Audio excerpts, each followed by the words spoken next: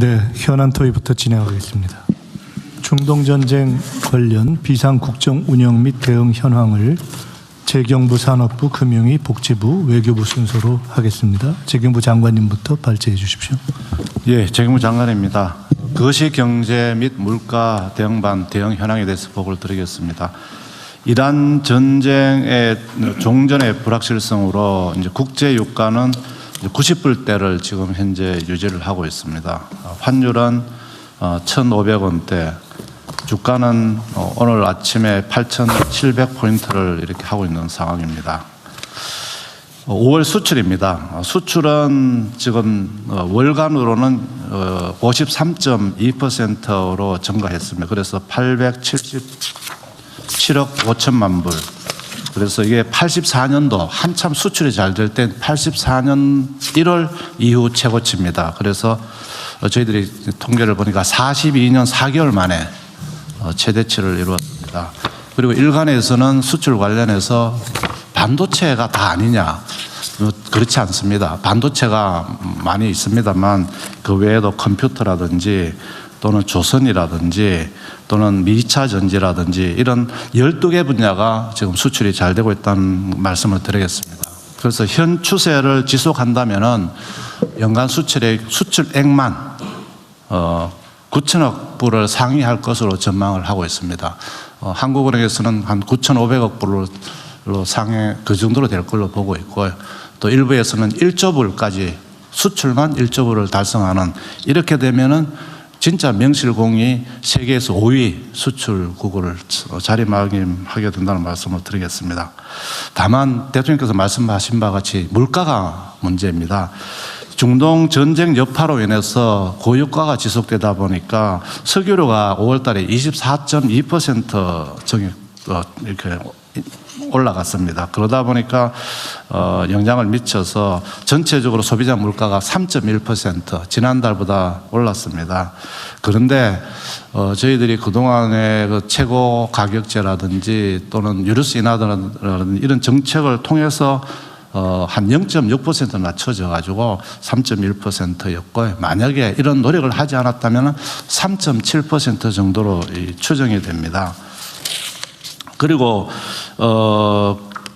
저희들 그나마 다행인 것은 농축수산물, 가공식품, 외식 요 세 가지가 먹거리 물가라 그러는데, 이 먹거리 물가 상승률은 2% 이런 겁니다. 그래서 대통령께서 말씀하신 바와 같이 저희들 그동안에 담합에 대한 제재라든지 업계 할인이라든지 이런 노력을 통해서 적어도 민생 물가만큼은 정부가 책임지고 좀 하겠다 하는 그런 의지를 반영했다는 보고를 드리겠습니다.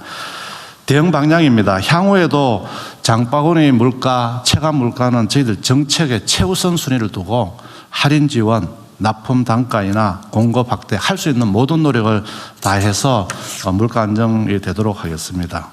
특히 그 여름철에 폭염이나 폭우에 따른 또 우리 먹거리 물가, 식품, 재료 인상 이런 부분에 대해서 선제적으로 관리하겠다는 말씀을 드리겠습니다.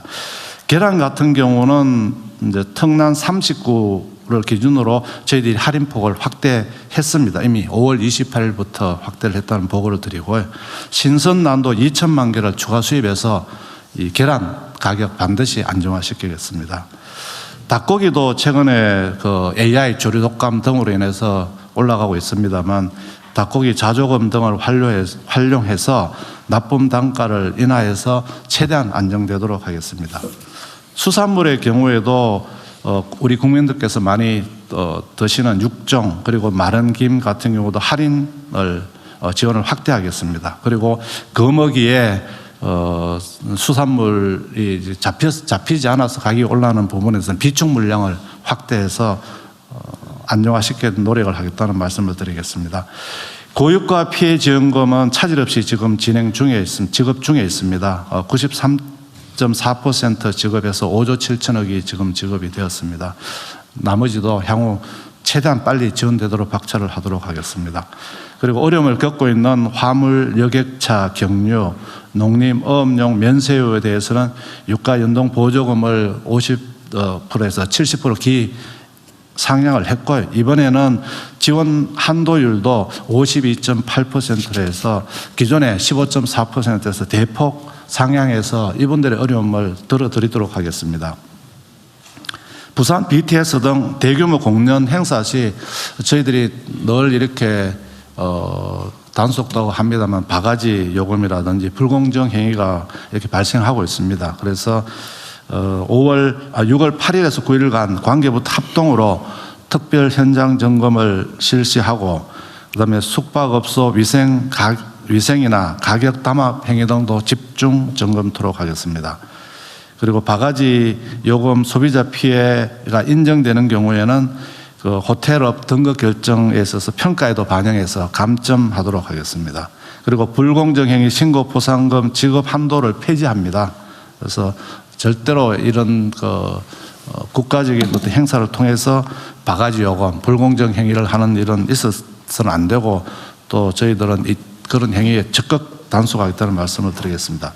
공급망 관련해서는 요소수의 매점 매석을 금지하는 고시를 7월까지 2개월 연장했습니다. 그리고 차량용 요소 같은 경우도 공공비축분을 5월 29일부터 확대하고 있습니다. 그리고 보건의료용품이라든지 생필품이라든지 이런 부분에 대해서는 원료를 우선 공급하는 정책도 지속하고 있습니다. 그다음 국채시장 안정을 위해서 국고채 발행 물량을 저희들이 6월 달에는 5월 달보다 좀 조정을 해서 국고채 시장 안정을 통한 그래서 서민들의 어떤 금리 인상에 따른 어려움을 좀 덜어드리도록 하겠습니다. 그리고 해외 자금을 유입하고 있는 윅비 자금 유입도 확대하고 있습니다. 현재까지 한 169억 불 정도가 들어와 있습니다. 그리고 해외 복귀 계좌 정권 계좌 같은 경우도 저희들이 27만 계좌에 대해서 한 2조 5천억이 들어왔다는 보고를 드리겠습니다. 정부는 하여튼 민생 물가 안정, 서민 생활 안정에 대해서는 최대한 정책 역점을 두고 추진하겠다는 보고를 드리겠습니다. 이상 보고를 마치겠습니다. 한국 국채 외국인 매입이 계속 늘어나네요. 네, 그렇습니다. 꾸준히 늘어나는 것 같아요. 네, 꾸준히 늘어나고 있습니다. 채권에 대해서는 저희들이 이제 선진 국제 글로벌 국채 지수의 편입 때문에 해서 늘어나고 주식 시장 쪽에서 좀 빠져나오고 하는 그런 현상입니다.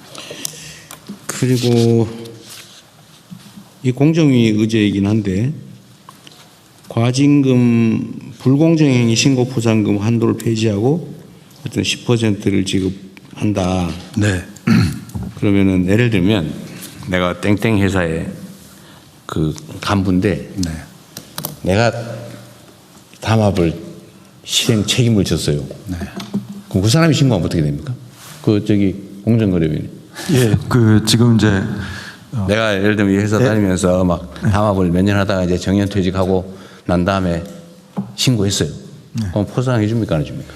그것도 포상의 대상이 됩니다. 그런데 이제 그 담합 가담자 그리고 이제 내부 고발자가 만약에 그 행위를 좀 주도했다든지 아니면 고발 후에 공정위와 협조 과정에서 일부 정보를 누락했다든지 협조 후에도 또 담합 행위를 했다든지 이런 것들을 그게 제대로 신고하는 게 아닐 테니까 적절하게 감액하면 될 텐데. 감액하는 규정도 있습니다. 하여튼 그 이익이 그 직원한테 기속되는 건 아니잖아요. 예를 들면 그 담합 행위를 내 개인 사업자가 자기가 해놓고 하면은 그건 좀 그런데 그 회사의 직원이면 주동을 하더라도 이익은 회사에 기속된 거니까. 맞습니다.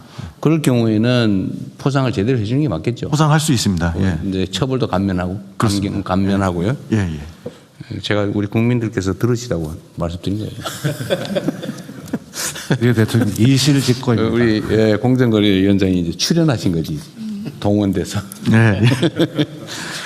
어쨌든 어떤 불법 행위, 우리가 정한 규칙을 어겨서 돈을 버는 행위에 대해서는 실제로 엄정하게 제재를 해야 됩니다. 그 규칙을 어기는 것도 문제인데 어겨서 누군가한테 피해를 주고 그걸 통해서 부당한 이익을 얻는 거는 길 가는 사람 소매치기 하는 거하고 뭐가 다릅니까? 소매치기하고 날치기하고 강도질에서 뺏는 거하고 다를 바 없잖아요. 하여튼 이 점에 대해서는 엄정하게 대응을 하셔야 되겠습니다. 앞으로도. 네, 다음 산업부 진행하시죠.